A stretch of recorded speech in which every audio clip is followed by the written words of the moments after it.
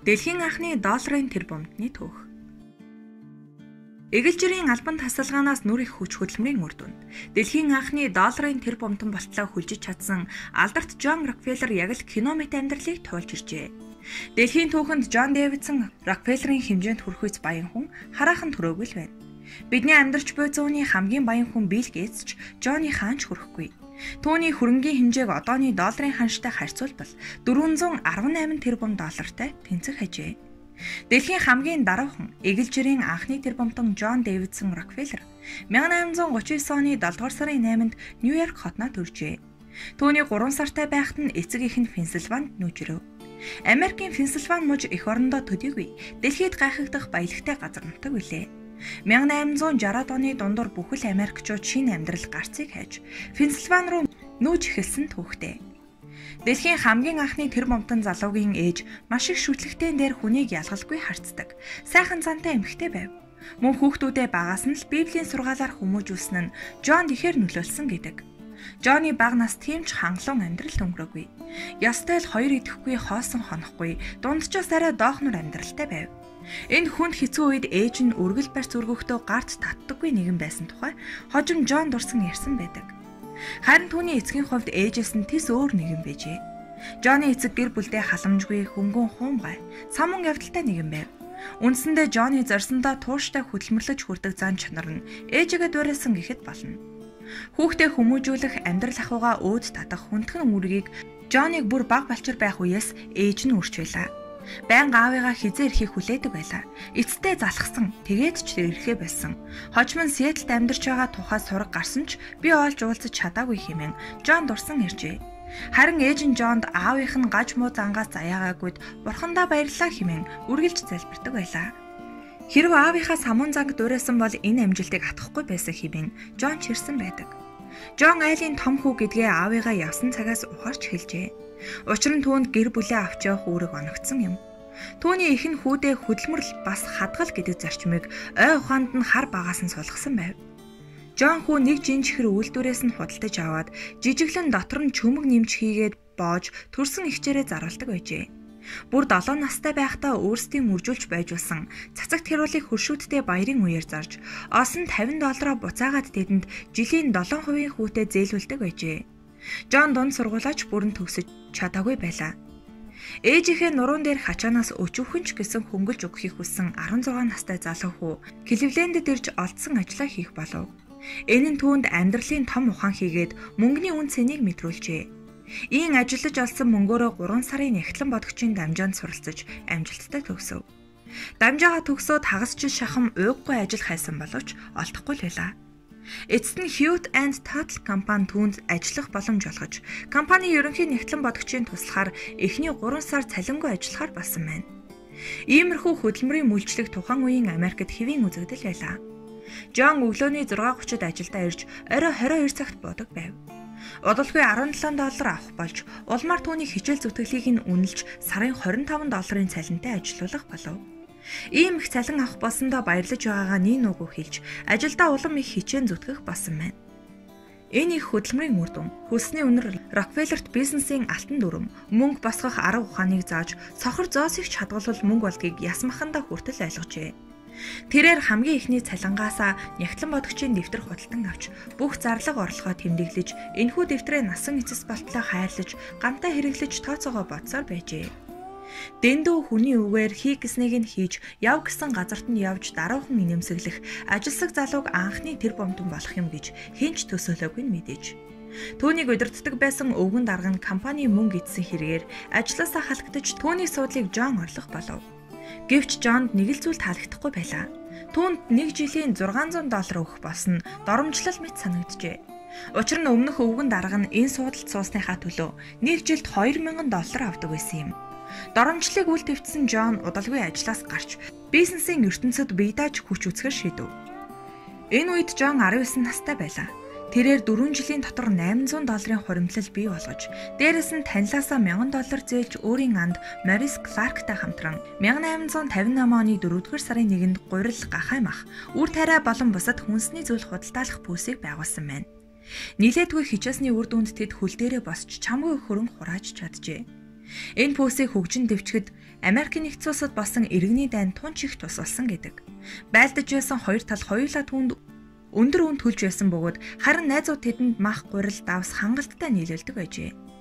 Дайн төгсөх үеэр Пенсильвани мужийн Кливленд хотоос холгүй нефтийн цооног олдож удалгүй энэ хот нефтийн төв болсон байна. Хүн төрөлхтөн техник технологийн шин дэвшлийн гайхамшгийг хүртэхээр хошуурцгаах болов. Шатхууны хэрэглээ нэмэгдэх тусам түүхийн нефтийн үнж тэнгэр татаж байв. 1865 оноос нефтээс шатхуун гаргаж авахар чарман ажиллаж байсан нэгэн хиймч залуу Джонд хамтарч ажиллах санал тавьсан юм.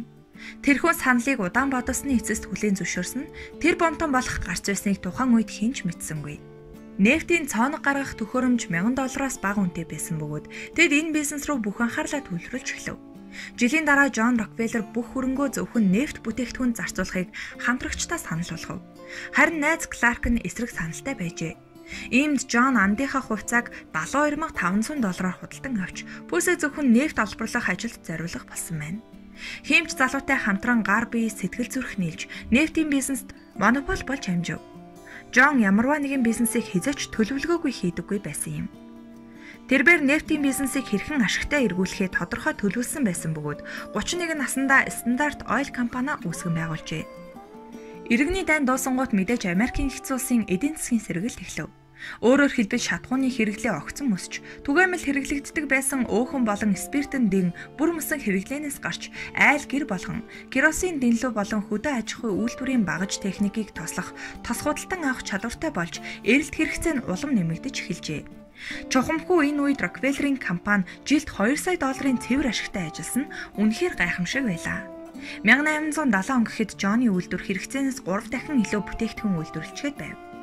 Америк даяар тухайн цаг үед компаниуд ээлж дараалан дампуурлаа зарлаж байлаа. Ийхүү эдийн засгийн хямрал эхлэх нь тэр. Гэхдээ Джон энэ хямралыг тоохооргүй нэгэн байв. Учир нь түүний санхүүгийн боломж нь яаж ч мөнгөний хан шунсан өөрийгөө аваад явчих чадвартай маш их орлоготой болчихсон байсан юм. Үүнийгээ тэр тунч оновчтой тодорхойлсон байдаг. Хэрв нефтийн үн унвал бидэнд бусад их ундрагуудыг худалдан авахд хинч саад болохгүй гэсэн үг. Бидэнд бусад баячуудаас ялгагдах нэг онцлог бий. Тэр нь манай улсын эдийн засаг эцэстэй хүртэлд оройтсон ч бид сандралд орлохгүй. Харин ч ашигтай гарах санхүүгийн боломж байгаад оршино гэжээ. Тэр Америкийн ямар ч том компани эзний бодож олоогүй бодож олсон юм. Standard Oil компанийхаа хувьцааг ажилчдаа тарааж өгсөн нь ажилчдын урам зоригийг нэмээд зогсохгүй. Компанида итгэх итгэлийг бий болгожээ.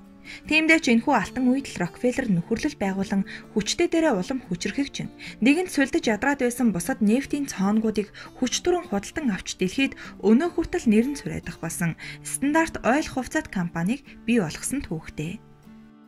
Джон бизнесийнхээ алхам бүрийг нарийн төлөвлөж байв. Үүний үр дүнд төмөр замын томоохон компаниудтай гэрээ байгуулж бүтээгдэхүүнийхээ өртгийг бууруулах арга хэмжээ авсан нь маш их үр дүнд хүрчээ. Эхлээд тэрээр төмөр замаар зөөгдөх өөрийн нефтийг ямар нэгэн саадгүйгээр шууд тээвэрлүүлэх аргыг сэтсэн байдаг. Гэхдээ мэдээж хамгийн хямд үнээр. Үүний тулд төмөр замын компанид бид нефтээ зай завсаргүй зөвөрлөж танай төмөр замыг байнгын ажиллагаанд оруулъя. Харин та нар үүний хариуд бидний хичээл зүтгэлийг үнэлж зөвхөн манай компани бүтээгдэхүүнүүдийг бусдаас хямд үнээр тээвэрлэх хэрэгтэй гэсэн байна. Мэдээж хямралд ороод байсан төмөр замын компаниуд зөвшөөрчээ. Хожим түүний ил шийдвэрийг Рокфеллерийн ухаан хэмээн бизнесийн ертөнцийн нэрлэх болсон юм. Тэр үед түүхийн нефтийг дарс шиг модон торхоор тээвэрлэдэг байлаа. Үүнийг Джон халж анхны цистернийг бий болгосноор бас дахин ашиг олох боломжтой болсон байна. Энэ бүхний эцэст тэрээр өрсөлдөгчтэй унгах хамгийн муухай гэж хэлж болохоор аргагч хэрэглэж болох боломжтой болжээ. Тухайлбал хөрөнгийн бирждээр өөрийн Standard Oil-ийн хувьцааны үнийг навс буулгаж, бусад өрсөлдөгч жижиг компаниудыг дампуурлын ирмэгт аваачин тэднийг ээлж дараалаар худалдан авдаг болжээ. Гэхдээ үүний цаана өөрсдийгөө байгааг нуухын тулд өөрсдийнхөө бий болгосон засварын компаниудыг ашигладаг байжээ. Энэ компаниудаар дамжуулдаг нь өрсөлдөгчдөөсөө өөрсдийгөө нуух маш сайн арга байв. Иймээс өрсөлдөгчд нь цаана нь Standard Oil байгааг мэдэлгүй өөрсдийн компанийг зуучлагч компанид нь зарчдаг байсан аж. Рокфеллер зөвхөн нефтийн бизнесээс ашиг олж байсангүй. Бизнесийнхээ гарааг эхэлсэн мах хөдөө аж ахуй, хөнгөн үйлдвэр, тээвэр зүйчийн компаниасаа баггүй ашиг олдог байлаа. 1880 он гэхэд Джоноор удирдуулсан Standard Oil компани нефтийн бизнесийн 83%-ийг хяналтандаа авсан байна. 1890 онд гарсан монополийн эсрэг хууль тэр чигээрээ Рокфеллерийн компани эсрэг байлаа. Энэ хууль батлагдсанаар Стандарт Ойл компанид 34 салбараа татан буулгахад хүрэв. Жон хохирол амссан ч ямагт зөв гарцыг олж чаддаг байсан юм. Цахилгаан чийдэн гарангуут мэрэгжилтнүүд тэдний мөхөл эвлэх хэмээн байв. Энэ нь тухайн үедээ буруучин байсангүй.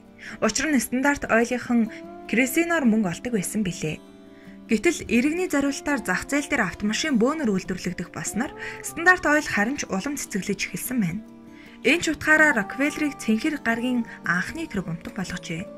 1903 онд Стандарт Ойлын мэдэлд нийт 400 орчим аж ахуйн нэгж байгууллага байсан гэх бөгөөд 90,000 миль нефт дамжуулах хоолой, 10,000 нефт тээвэрлэх цистерн, далайгаар нефт тээвэрлэх 60 хөлөг онгоц, гол мөрнөөр нефт тээвэрлэх 150 онгоцтой байсан аж.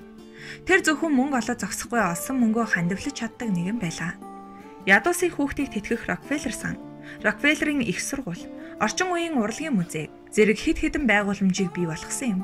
Үүгээрч зогсохгүй дэлхийн шилдэг 10 их сургууль зүй ясаар багтдаг Чикагогийн их сургууль Спеллино коллежийг мөн байгуулжээ.